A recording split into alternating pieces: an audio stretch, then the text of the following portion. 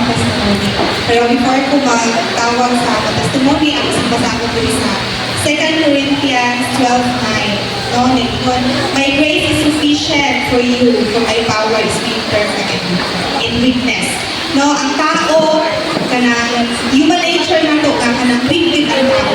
Wala ang Ginoo, wala dito yung makusog, no?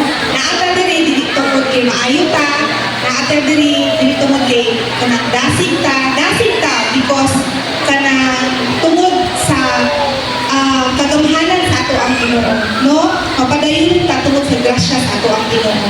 Kay diri sa 2 Corinthians 1:21, ang Dios mao ang nagpalig-on kanato sa atong pakiguban kang Kristo. Ipili niya kita nga mag-alagad kaniya. No, ako akong kabahin, blessed kaayo ko to be surrounded sa ingon ani ba panagtapo labi na kay ako ang ma-compare ba sa una kami lang. Hindi na ako ma-imagine na kami lang, ingon din sa silingan, manimba na po sila. Pero glory to God, karoon na, ingon na din sila, manimba na po mo. Daghan na iba, o na bless ka ayaw ko, nagkauban ni, no, karoon na akong testimony nga, na bless ko sa iyaha nga, hindi lang siya na ako, sister, in-law, pero nahimo po siya na ako, sister in Christ. Walang mas importante siya kaysa sa ako kay sa tinuod lang, na ako igsuon, pero hindi man may pareho ang pagtuo. O nang na-bless yun kaayo ko nga, na ako yung mga sisters-in-law, na pareho may pagtuo. Kay mas di on fire pa ba, ako ang magkadasin ka. No? So, karoon akong tawagon si Manang Catherine.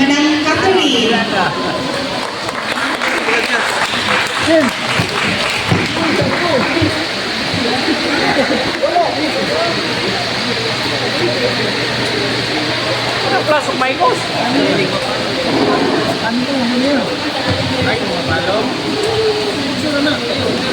Naibagtag.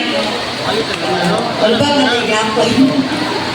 Alam ang kabalo ko, kung sa akong sugdan, tulad sa dagang kataukan mo, isa no ka na, glory to God sa akong kinabuhi kay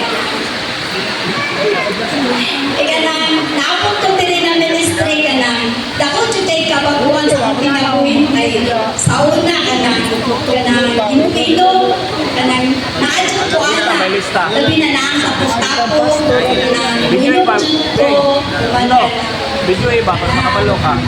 Kung mga buwan ng mga dautan ba, pero sukad nga nakasunod ko tali ng ministry na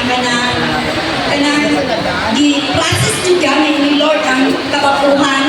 Although dili man, ingon nga magic ang kababuhan, nahinay man, pero nakita mo po na ako nung nagmadaulong dyan ko, kanang sa mga pagsulay, labi na sa kanang kababuhan na ganin mo, igunitan na ni mo ang kababuhan ba, napay tao na gamiton, always i-remind sa inyo ha, kumusta ka sa una, pero inaano lang dyan na ako ngunit ko mag-explain sa tao, kay ako nasayo ang Ginoo ko, tinuod ba dyan ko nga nabago, tinuod ba dyan ko nibiyan sa mga buhat nga sala, no kay ito man dyan ka na, no, namin tayo mga buhat sa una, pero kanang was na gibago na ka ni Lord, tuktan lang dyan na ako, no, dili na magpa, sa kanang mga gamit sa kaaway na tinuod na mabalik ka sa imong dati,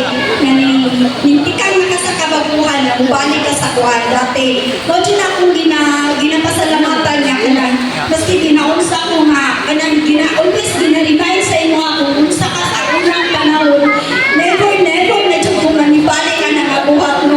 No, dyan akong always gigumitan na kadaugan, sa kuwalang sarili na kanang kabaguhan, no, dyan na ako kayo, isa po itong na testimony na rin ako nga kadaugan na sa mong ako nga kanang instant ba nga diha ka nag-ampo magitubad ka nila sa Ginoo nga katong ikupunsyon akong ako nga Ikaw dyan sa mo ang hantod, dapat biyong Santa Cruz, wala dyan nag-iho, wala dyan na ginawa ang bata na maski. Kung saan na mo tayo, pang ilong, ang baba. Wala dyan siya ginawa, wala siya response. Na kanang, wala, ano lang dyan na mo, puro na dyan pag-amo ka kanang, kitugyan na lang mo ang kinabuhi sa bata, mga Lord, ikaw na ang bahala sa kinabuhi sa bata, Lord, kay ikaw man ang nasayong sa kanang iyaha, Lord, no? So wala ka din mahimo kung wala ka. Ako nga pag open dyan na mo sa door sa Medcore, di pa dyan hilak ang bata, kaya layo sa puno ng Santa Cruz. Mga nakainom ko mga nang, wala dyan imposible sa Ginoo, mga nang, kukot ka ni mong pag-ampo. Pag-ampo, ino ba na sa imong pagtuong na ihatag dyan sa Ginoo, no? So, isang ano ka nang, sa sitwasyon na ako, mga kanang, hindi dyan ingon nga kanang dako ang financial nga income, pero glory to God, kay natagpo man po niya tanan nga kanang panginahanglan lang ko sa kong anak, no, kanang makatabang ka ginagmay sa imong mga nanginhanglan o kanang tabang, although dili na ko imong mahatag, pero at least kinasing-kasing na share niyo imong gamay na sweldo nga maabot jud siya, makatabang pa sa lain. So ito daw mga kalaugan mo, na kanang always yung kayo nakuha ka na ginapasalamatan. So kanang nuyo sa mga pagsulay na adyo mo yung verse na always yung kinakuptan, no? Bisan sa unsa po mga pagsulay mo kanang dili dyan na ito ano sa Ginoo nga unsa naman po diloloy na po yung mga pagsulay.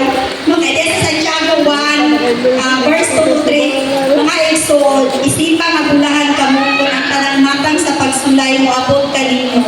Kay nasayod ka mo nga ang inyong pagtuong isulayan lamang aron ka mo mahimong alam tayo. Mo din akong always nga giputan na verse no kanang muli sa mga pagsulay, sa mga problema, wala na lang po nga. Kanang, wala ka ng problema, ikaw naman problema sa iyong problema, kaysa may stress pa ko. Kung kaya always dyan na makontento, no, kung saan yatag ni Lord, magamay man ako, always na dyan na kontento, no. Ito lang na ako, ibalik na yan tulong imayan sa buhay niyo. Pag-ampo ka lang sa kong testimony, pagpapasok ka ng kamot, Panginoong Diyos, ano ng kamahan, we thank you, Father God, Lord, sa kalabugan, sa pumili ni Lord, sa hindi kadugog ni Lord. We thank you, Lord, sa inyong kamahalo sa amo ang kinabuhi, Ginoo. Salamat sa kabaguhan, salamat sa gugma, sa grasya, Ginoo. Lord, as we testify your goodness, Lord God, it's not about me, Lord God, pero tungkol sa inyong kamaayo, Lord God, sa amo ang kinabuhi. Salamat, Ginoo, na padayon ka, magagiya sa katapusan, Lord God, isang pangan, Lord God, pero mga kadaugan sa tanan, Lord God, na nakakarulog, Lord God, sa iyo, Ginoo. Salamat, Ginoo, Lord, isang pangan, Lord, sa panibahon karong Ginoo. Salamat, Lord, na ikaw magapanglihok, Lord God, sa tanan, Lord God. Lord, himaya ka ni mo lang. In Jesus' name we pray. Amen.